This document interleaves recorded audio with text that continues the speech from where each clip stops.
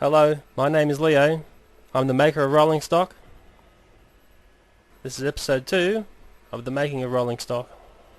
Okay, one of the more difficult aspects of this video was the movement of the trains. Each moving model train had to be modified, and the Thomas model needed wheels from a donor model with suitable gauge wheels.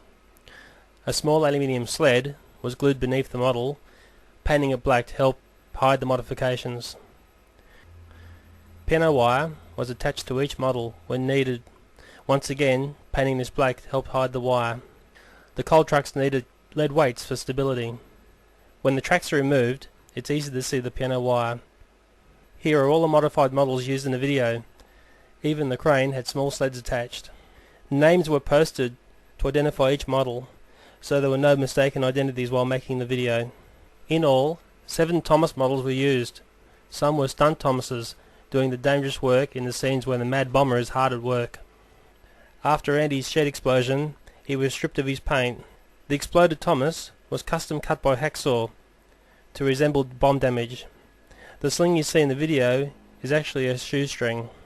Helen the helicopter was aided by a puppet rod attached near her tail rotor. It is kept just out of shot, but it seems the helicopter really flies. Sky backgrounds were blue paint with white poster paint sprayed clouds. I felt my clouds had no personality as they all looked the same. The background buildings were photocopies of buildings repeated around the set. There are 3 different pictures used and repeated in different order. Having a gap between the background and the foreground also helps in fooling the eye. It's a coal mine there, made out of carpet squares and a bit of kitty litter. As we pan around, we have the coal mine in the distance and a potato farm where the first main explosion happens. This coal mine set was very important. It had to look interesting because it's the first thing you see in the video. Railways have always used coal to keep everything on the move. Once again, from a little $2 shop, there was a crane I bought, and the crane actually features pulling in the coal and loading on the Thomas. And if you look at this crane, for me was a good find. It was nice and cheap and very simple to make look like it'd been doing a lot of work for many years. And considering it was only lit by just 2 lights, a 500 watt light there and a 500 watt light there, the trains always coming out always had a very dark side to them. And we always shot from this side. We never crossed on the other side. The crane was always just manipulated by lorry pulling a string.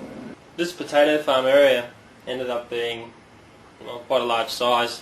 Now we see Thomas actually tracking out from what was the coal mine in the distance, and all the action really occurs here. Into the open country. Thomas lay upside down with severe burns. And there's the broken up Thomas, which I've seen in the rail yard, and there's our stunt Thomas, which is one that we can go along and blow up. He's basically just one straight out from the shops. The explosion scene was done by, I had a hole put in the set with the explosives there. We had Thomas come over, our stunt Thomas of course, not our hero one, come along, and just as he hit the spot, bang. We shot that a couple of times from different angles, then we redressed it, we removed the trucks, worse for wear, and of course he never quite made it back on the scene.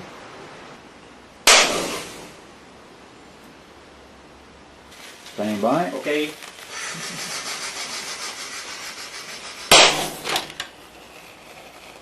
Maybe a bit more speed. Pull him out, till he goes up. A very important safety note. Pyrotechnics should only be done by competent licensed personnel. I will not discuss the methods used here, but I will show you all the takes which were done to complete Andy's shed explosion. An important note to make is a reduction of video speed is required to aid in the scale size of the fireball.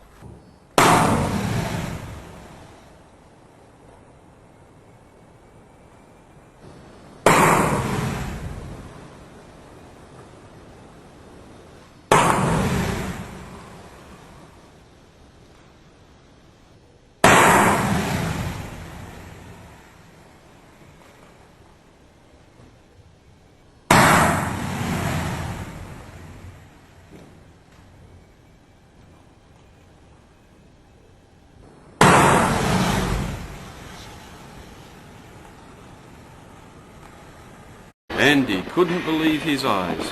Oh no! How?